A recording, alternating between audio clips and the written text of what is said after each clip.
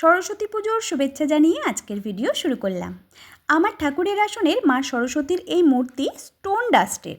আমার ছেলে যেদিন হাতে খড়ি দেয় সেই দিন থেকেই মায়ের এই মূর্তি পুজো করে আসছি। ঠাকুরের আসনের কিছু বিগ্রহ পেতলের, কিছু স্টোন ডাস্টের আর চিত্রপটও রয়েছে।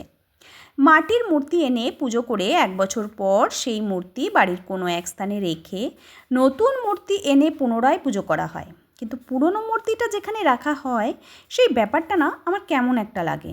মনে হয় যেন যেই মূর্তি দেখে আসছি সেটাই যেন পুজো করতেই থাকি। ছেলের হাতে খড়ির সময় আমিও মাটির মূর্তি এনেছিলাম পুজোর ঠিক আগের দিন, কিন্তু আশ্চর্যজনকভাবে সেই মাটির মূর্তি আমার আর পুজো করা হলো না।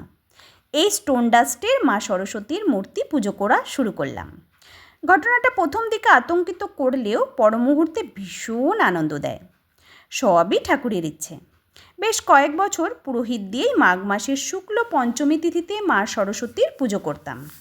গত 3-4 বছর ধরে পুরোহিত ছাড়া নিজেরাই পুজো করছি, কারণ আমি যা বুঝলাম দক্ষিণার কোয়ালিটির ওপর পুজোর কোয়ালিটি নির্ভর করে।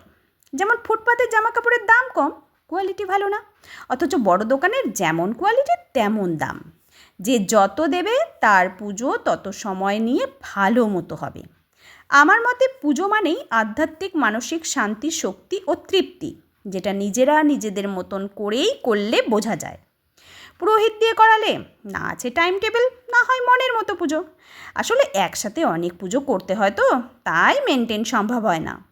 যা বাস্তবে ঘটে তাই বললাম, কোনো নিন্দা করলাম না, কিন্তু আসলে বাস্তব সত্য বলা আমার ধাঁচ। হয়ে গেল আমার বাড়ির সরস্বতী পুজো।